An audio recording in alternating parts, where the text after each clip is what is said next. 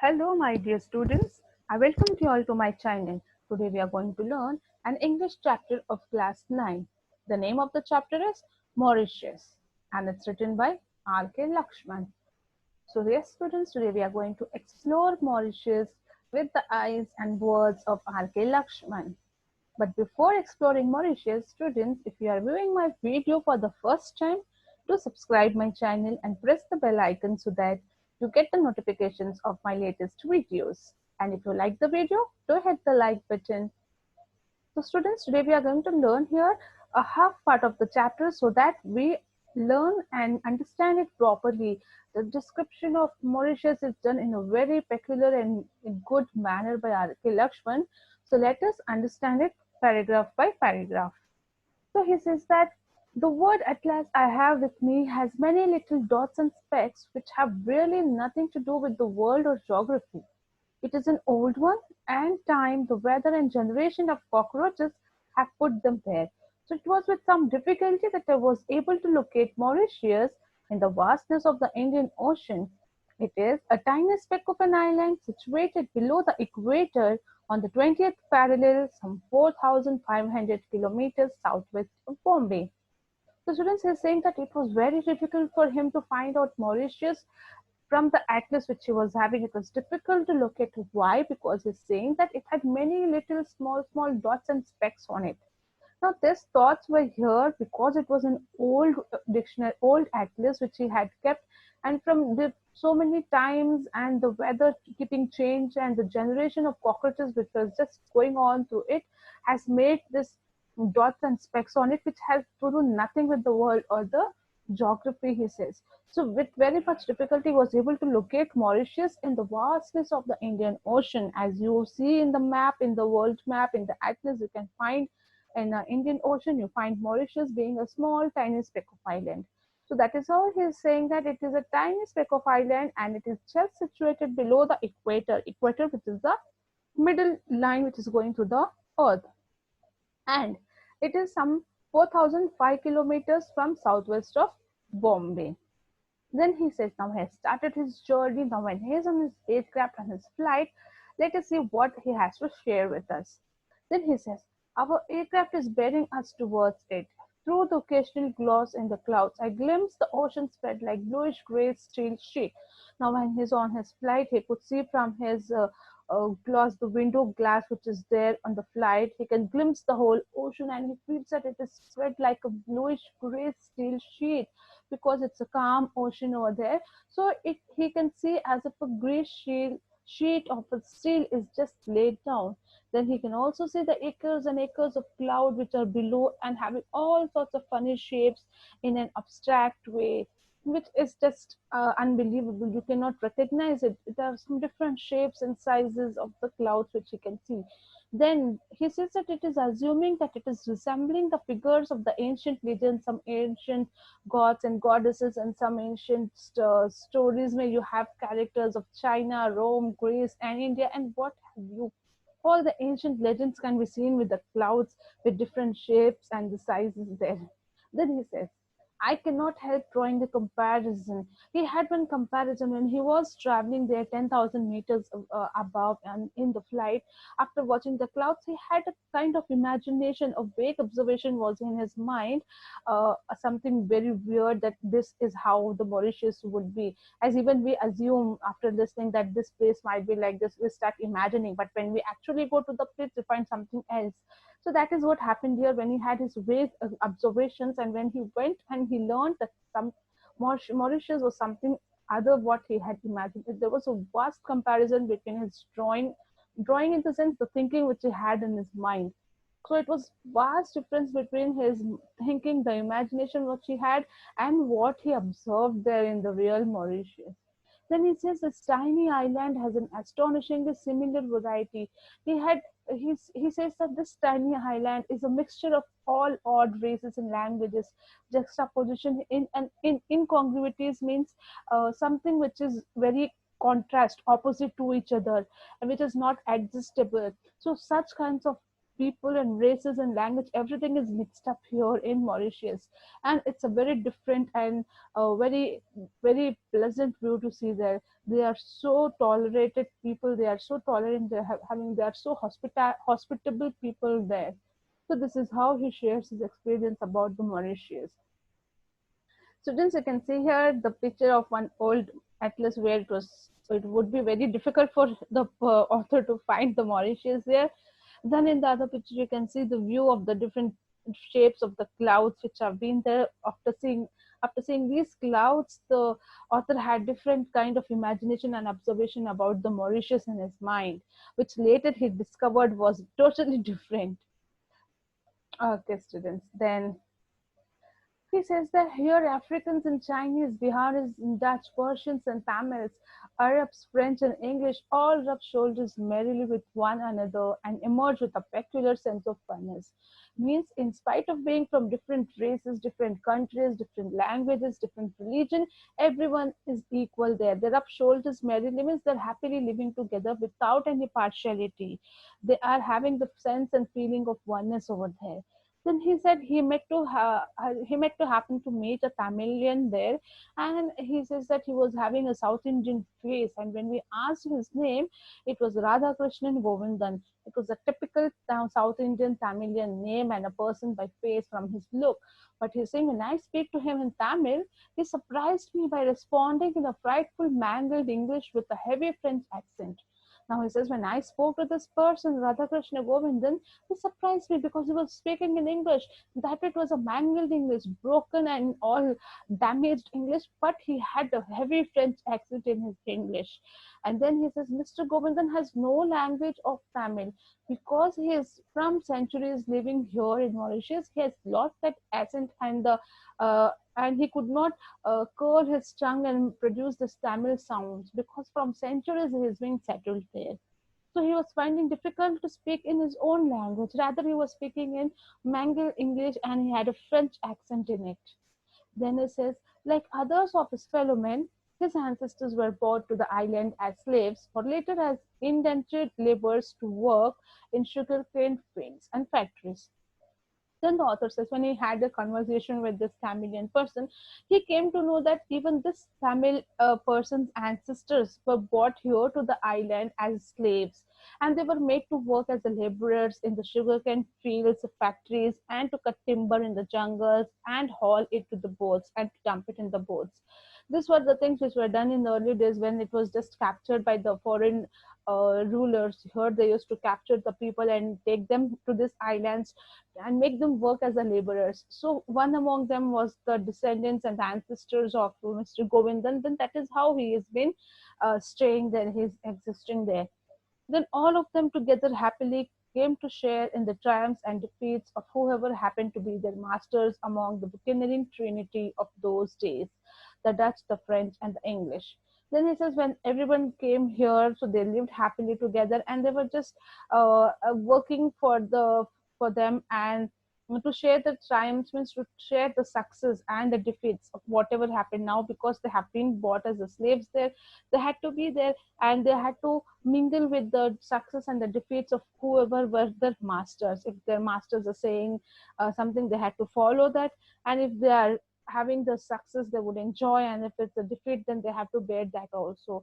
And Trinity is here that three groups of people. So those days there were three foreign rulers there: the Dutch, the French, and the English.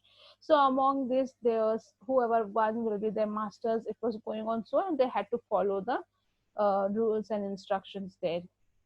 Then these three group of people, that is the Dutch, the French, and the English, they were constantly waging war for the possession of the island and for its spices which was available there, the sugar field which was there for the sugar, and for the strategic position on the maritime route to the east, conveniently placed as it was a piratical purposes.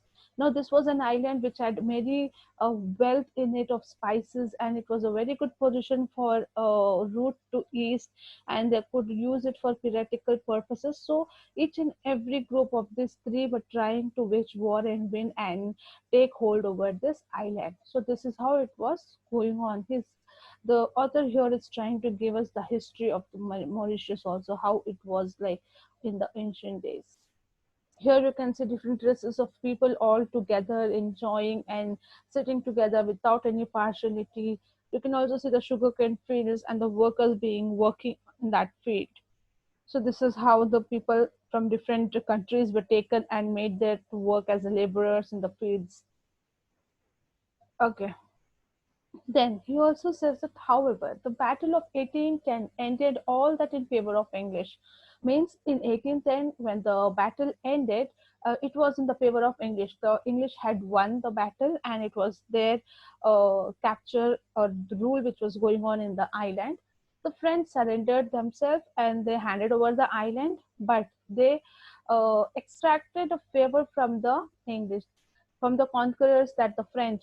They said that whatever influence we have left here on the island will be left intact. Means you will not just you will not just compete, or you will not trouble or remove the influence which we have left here in the island, and we are going to surrender it, and we will move from here. But whatever we have left, the influence of us, it will be like that only, without being changed.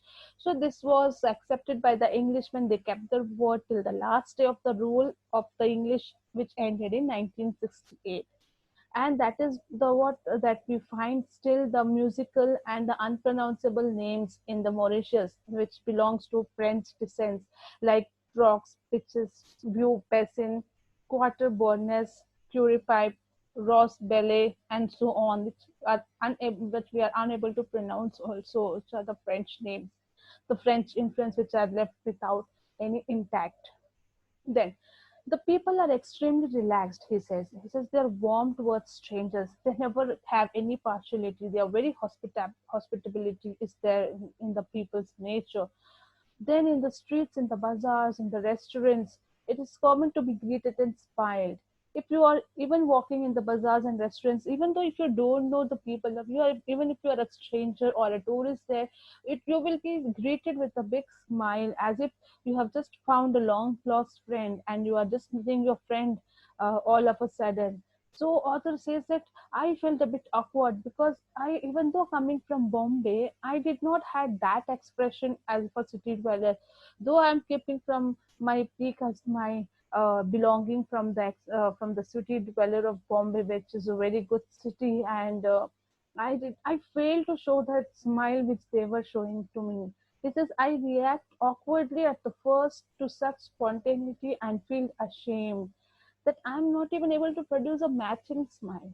He feels that they are so good and says they smile so nicely with the strangers with the warm welcome that even I'm not able to match my smile with them. Though I'm coming with from a city like Bombay, he goes on like this. This shows the feeling of oneness and the hospitality of the people of Mauritius here. Then he says the same atmosphere of friendliness prevails even in Port Louis, the seat of government. He says where all the government people and the ministers are there in Port Louis. Even there, they will not find any kind of partiality.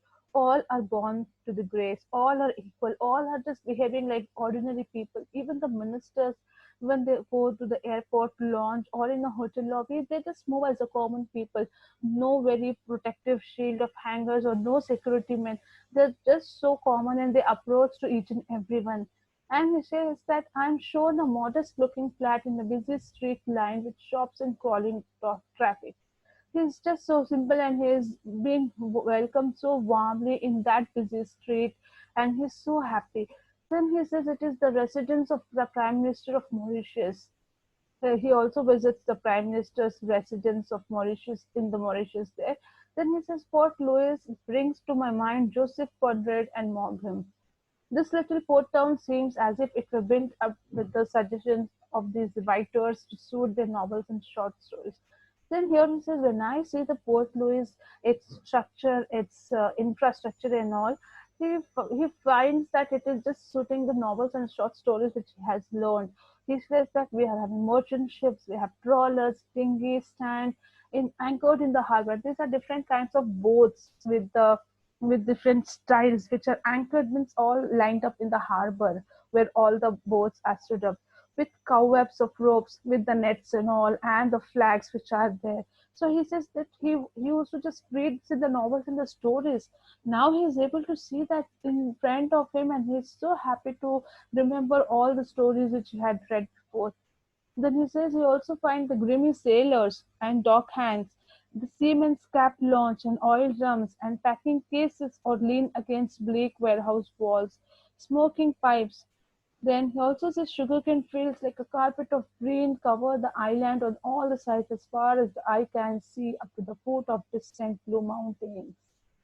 He can see all these boats and all. He can see the people working in the fields. He can see the sugarcane fields here. It's as if the carpet of green cover. Then he can see the blue mountains. So students, you can imagine the kind of scenic beauty he had seen there and he's trying to express here. Then he says that they also have a volcanic happening of geological ages. Then these mountains have traditional monotonous pyramidal shapes. They have different kind of shapes.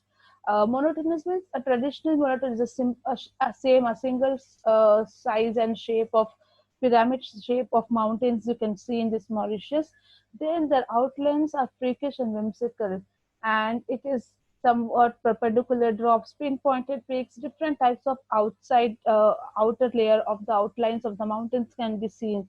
And you are also having a heavy big boulders as big as skyscraper. The height of the mountains are also as if it's going and meeting the skyscraper at the tall buildings. So in this way he is describing the natural beauty of the Mauritius. Here you can have a view of Port Louis. So when he sees this area, he just recalls the novels and the stories which he had been reading throughout. Okay. Then he also says that there is no railway in Mauritius. There are well-maintained trunk and arterial roads which connects each and every villages and towns, and through the ubiquitous sugarcane fields. It goes from the sugarcane field and from the many villages and towns, and it is just connecting each other. Then he says, although the whole country is only 64 kilometer by 50 kilometer in size, driving around the island for sightseeing makes me feel curiously that I am in a place where as sprawling as India. He says, though it is a small area, when I travel and drive in the car and explore Mauritius, I feel just I am just in India, as bigger area as India. Then he says, but the excellent weather and the breathtaking landscapes are all round make up for many hours just sitting inside a car. Means the landscapes which are there, you can sit and enjoy the beauty over there. With just sitting inside the car, you can enjoy the whole beauty here. Then it is very common for people to drive up and down an average 70 kilometer to cocktail party or dinner with friends. So they can enjoy, drive up and have the party and dinners with friends here. So students, they all can plan a trip for Mauritius. It's so good to listen to the beauty and the nature of the Mauritius here. Then I note the trees here are so unlike the gigantic specimens. He sees that the trees here are so big in size, and this is I have seen in Andaman Islands, as he has seen in Andaman Islands, he could see here. Then he says, disappointingly enough, they are short and gnarled even in interior of jungles. He could also see that the small and short types of grasses and the plants he could see in the jungles, which look as if it is not grown properly, it's abnormal. Then he says that there are no tigers, nor lions, or elephants, or any kinds of wildlife here, nor even the poisonous snakes or insects are found. Then he says only the bat was the only mammal before man arrived on island with the monkey and deer centuries ago. So these are the few animals which you can find here. Unfortunately, the birds are dwindling in number and variety. The dodo, a bird which could not fly and which certainly had no claims to beauty and elegance, was a native of this island. Yes, students, you have heard about dodo, which has become an extinct bird now. So it was a native of this island, but now it's not found. It has totally disappeared from the earth. Then, and so are the giant tortoises of the Aldabra variety. This is the variety of the species of tortoises which are found here. It's a giant, a big species of tortoise which are found here. The name is Aldabra, and of which few specimens have been bought and kept in an enclosure in the botanical gardens of Pamplemouses. So few specimens which are left out of the tortoise has been kept in the the botanical gardens here, so that it has been safe and the tourists can have a look and learn and know about it. So students, here we can see the beautiful scene, the beautiful in the nature and the beauty which has been very calmly and very, you can say mesmerizingly, the author has explained here. So the next part of the chapter we'll be learning in the next video. I hope you liked the video. Thank you for watching it. Do go and see part 2 of this chapter so that you understand the lesson better. Thank you for watching my video.